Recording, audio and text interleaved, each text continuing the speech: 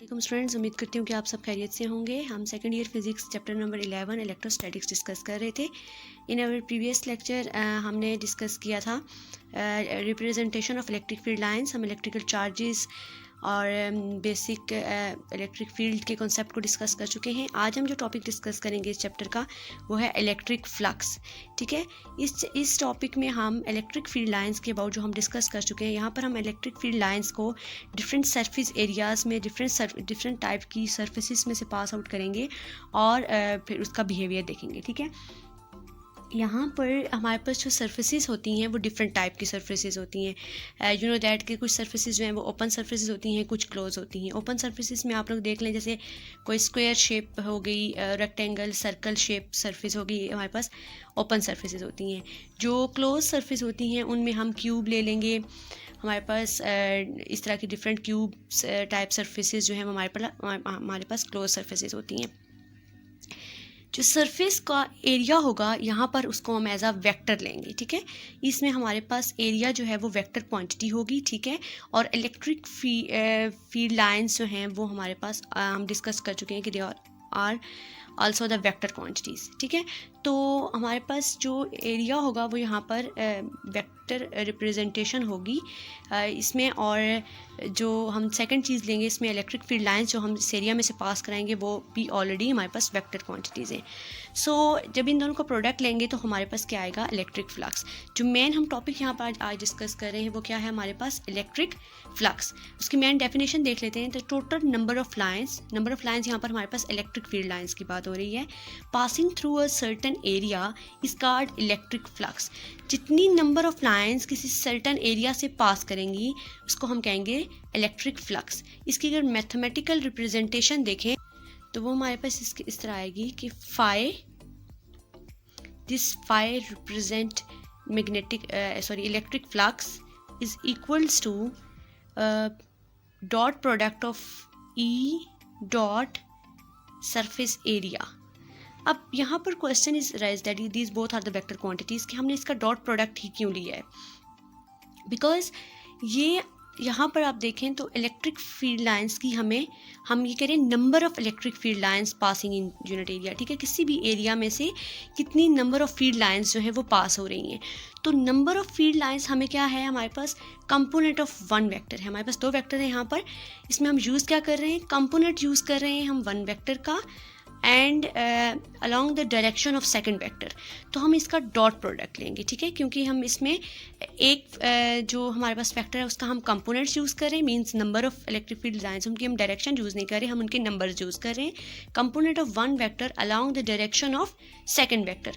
तो इसमें हमारे पास हम इसका डॉट प्रोडक्ट इसलिए ले रहे हैं क्योंकि हमें इसमें कंपोनेंट्स चाहिए। ठीक है, अगर आप इसको लेंगे तो आप लोगों को ये बात पता है कि dot product of two vectors is equal to the scalar.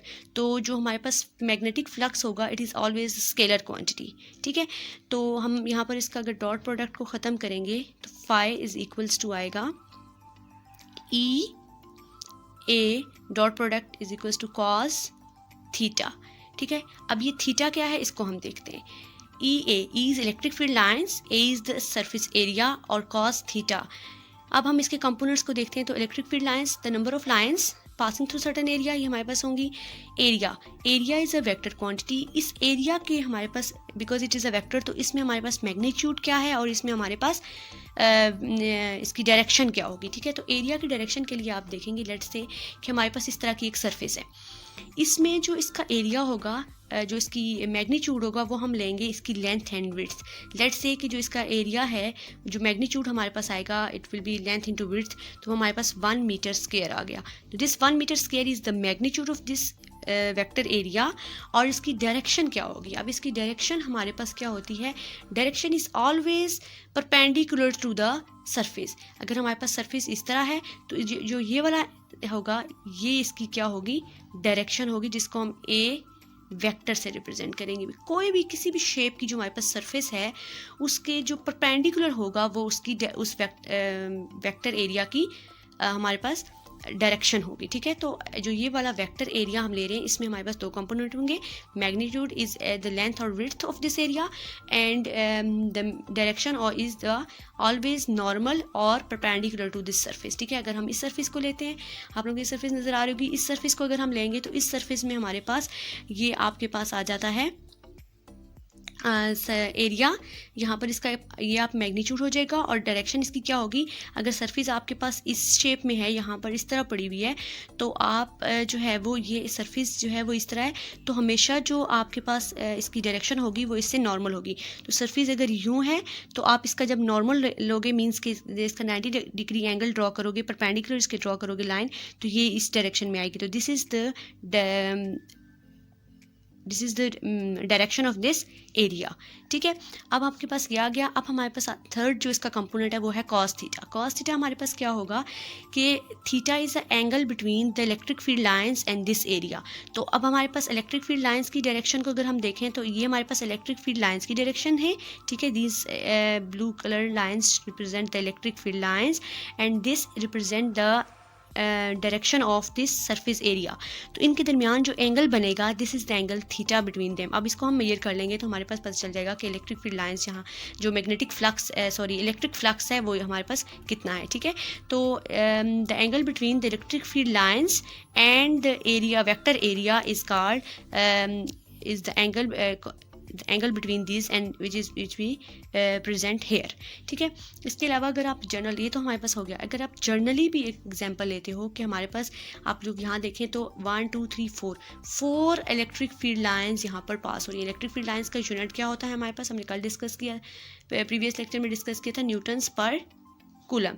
तो 4 हमारे पास इलेक्ट्रिक फील्ड लाइंस यहाँ से पास हो रही हैं और let's say that area of this magnitude of this surface area is 1 metre per square. तो अब यहाँ पर अगर सिंपली इस फार्मूला में फ्लक्स में वैल्यू पुट करते हो तो आपके पास यहाँ पर आएगा flux is equals to electric field lines आपके पास है 4 न्यूटन्स पर कूलम एंड एरिया आपके पास है 1 मीटर पर मीटर स्क्वायर। तो फ्लक्स आपके पास आ जाएगा 4 न्यूटन मीटर पर कूलम, ठीक है। यह आपके पास आ जाएगा। इसमें हमारे पास दिस इज स्केलर क्वांटिटी, हमारे पास कोई डायरेक्शन की बात नहीं है। यहाँ पर हमने फाइंड कर लिया कि how number of lines passing in this certain area, ठीक है। जितने सर्टन एरिया से नंबर ऑफ लाइंस पास करेंगी वो हमारे पास इसका क्या आ जाएगा, इलेक्ट्रिक फ्लक्स, ठीक है। एक केस आपने देख लिया कि एक सिंपल नॉर्मल आपके पास सरफेस थी, उसमें इलेक्ट्रिक फील्ड लाइंस आपने पास करी, कॉस थीटा आ गया। अब सेकंड जो केस है वो अगर हम देखते हैं तो सेकंड केस पे आए आप लोग, तो इन दिस केस हमारे पास क्या है, यू कैन सी दैट कि सारी ये बिल्कुल एक प्रॉपर इस डायरेक्शन में हमारे पास सरफेस प्लेस हुई हुई है और इलेक्ट्रिक फील्ड लाइंस जो हैं वो किस यहाँ से पास हो रही हैं, टोटली जो हैं वो क्या हैं, परपेंडिकुलर हैं इस सरफेस के। These arrow lines shows the electric field lines and this is the vector area, ठीक है। ये हमारे पास क्या है, एरिया का वेक्टर रिप्रेजेंटेशन है, दिस सरफेस एरिया की वेक्टर रिप्रेजेंटेशन है हमारे पास और इलेक्ट्रिक फील्ड लाइंस, ठीक है। अब देखेंगे तो totally electric field lines are placed are passing perpendicularly from this surface area. अब इस एरिया से ये परपेंडिकुलर पास आउट हो रही हैं। अगर अब इसको फ्लक्स लेते हैं, अब इसका फ्लक्स क्या होगा, electric field lines are passing perpendicularly through this surface area, so flux will be phi is equals to E dot A, dot product लेंगे ई ए कॉस थीटा।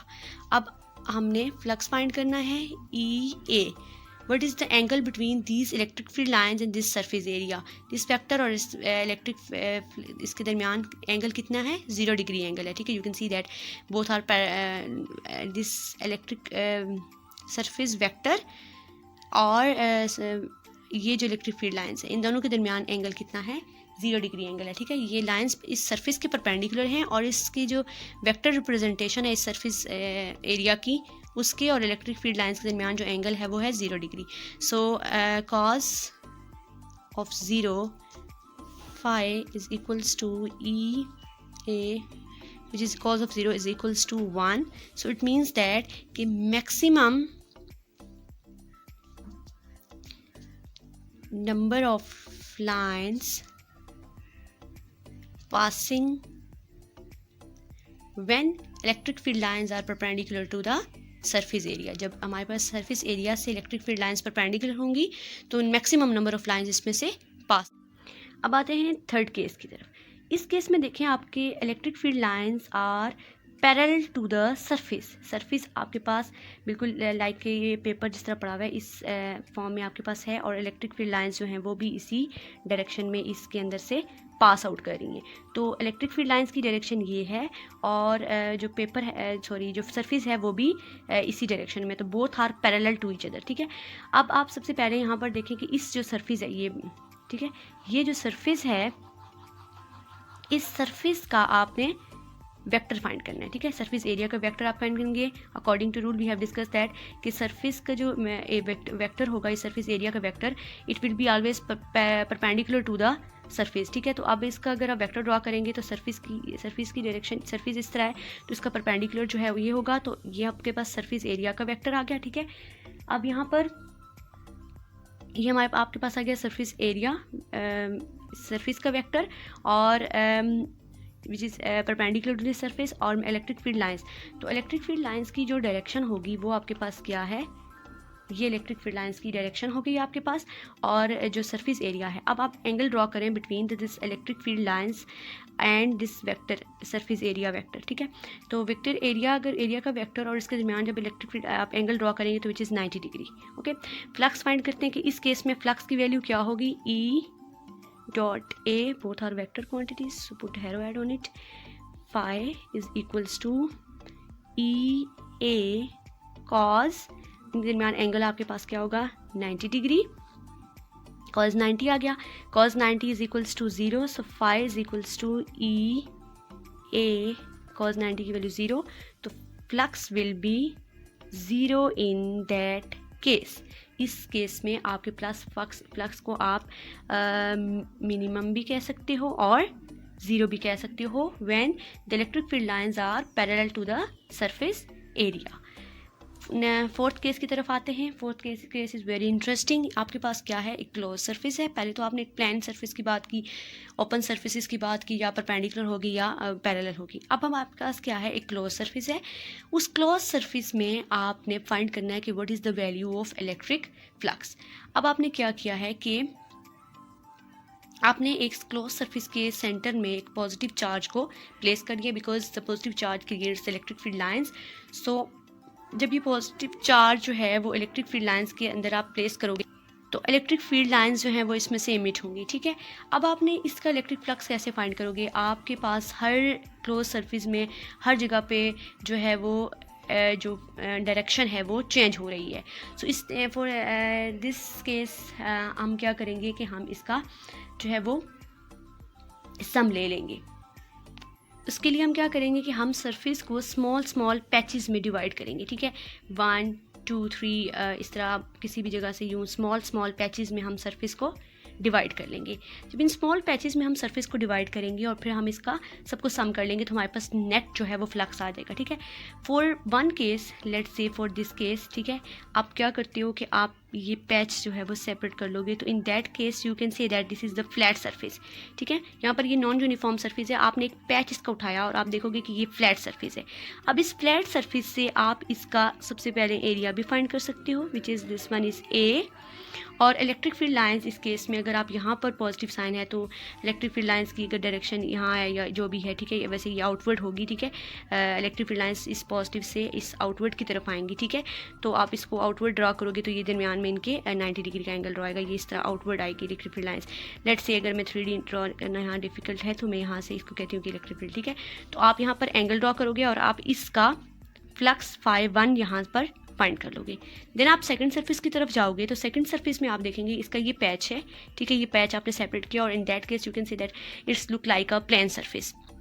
यहाँ पर आप देखोगे तो ये आप सरफेस है। ठीक है, इसका आपने एरिया ले लिया ये वाला। ठीक है, ये आपने इसका एरिया वेक्टर एरिया ले लिया और इलेक्ट्रिक फील्ड लाइंस जो है यहाँ से इमिट होंगे इस डायरेक्शन में आएंगी, तो इन दोनों के दरमियान इस केस में एंगल जो है वो 0 बन रहा है। ठीक है, तो आप यहाँ से φ2 फाइंड कर लोगे, फ्लक्स 2 आपके पास आ जाएगा। देन आप इस केस के लिए भी देखोगे यहाँ से तो आपके पास फ्लक्स 3 आ जाएगा। ठीक है, हर जो स्मॉल पैच है वो आपको ये रिप्रेजेंट करेगा लाइक अ प्लेन सरफेस। ठीक है, आप इस तरह डिफरेंट पॉइंट से बहुत सारे पैचेस को इसको सरफेस को स्मॉल पैचेस में डिवाइड करके हर एक का अलग अलग से फ्लक्स फाइंड कर लोगे, ठीक है।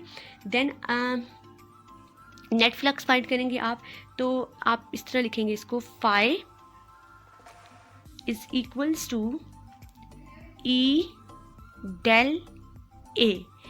अब इलेक्ट्रिक फील्ड लाइन्स तो सेम है, उसको आप सिंपल लिखोगे, बट आपने एरिया को स्मॉल पैचेस में डिवाइड किया है।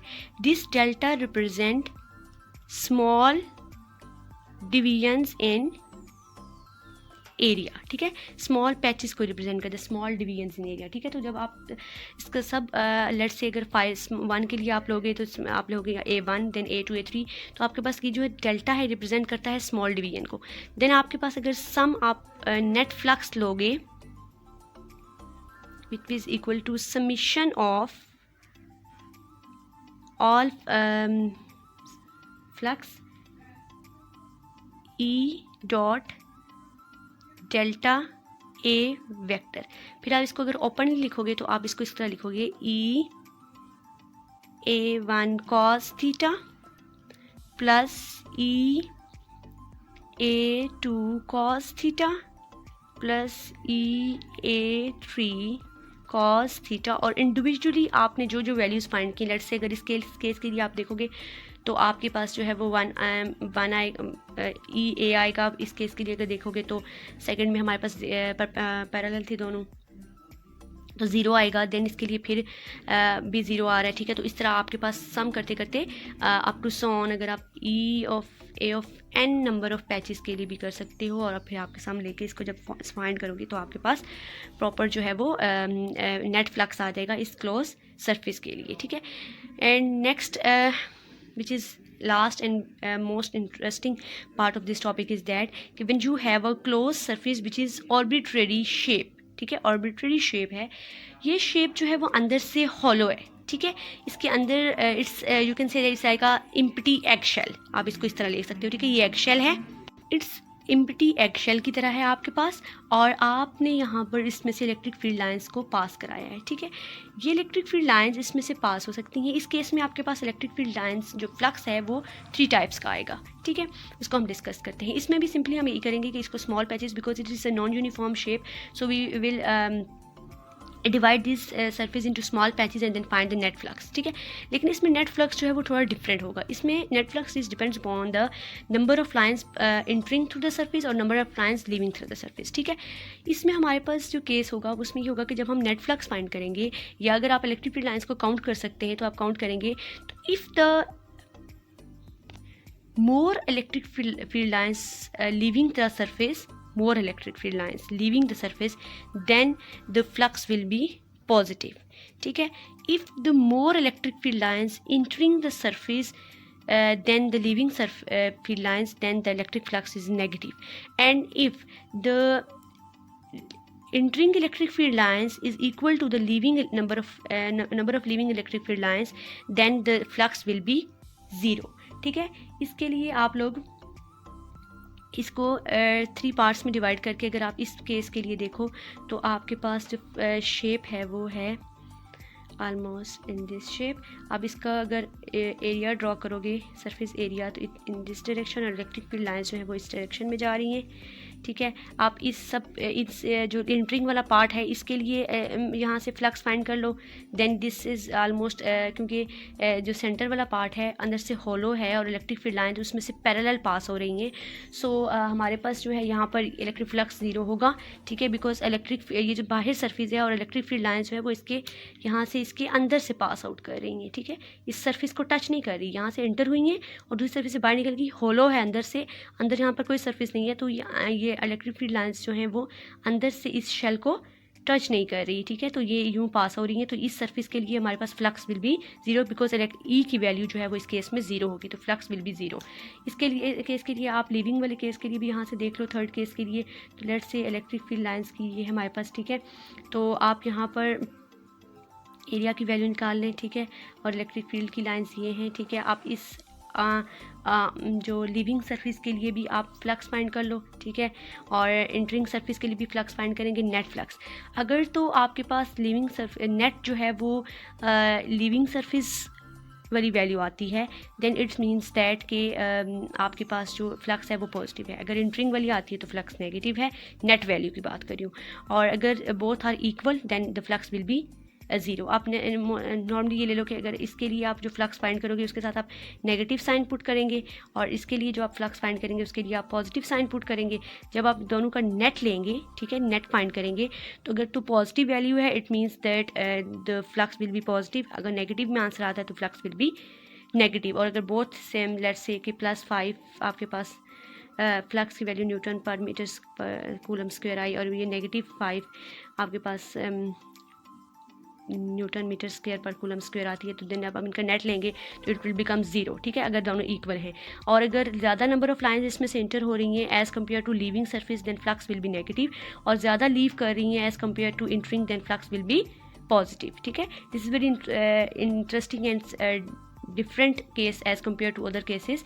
इसमें हम आपके पास ऑर्बिटरी शेप्स थी, अंदर से ये एम्प्टी था और सेंटर में से जब इलेक्ट्रिक फील्ड लाइंस इंटर हो जाती हैं तो लिविंग सरफेस तक ये सरफेस को टच नहीं करती, ठीक है। So that's why inside this shape flux will be 0 and here in case you can say that flux electric field lines are entering so it will be negative, and in this case you can say that it is positive.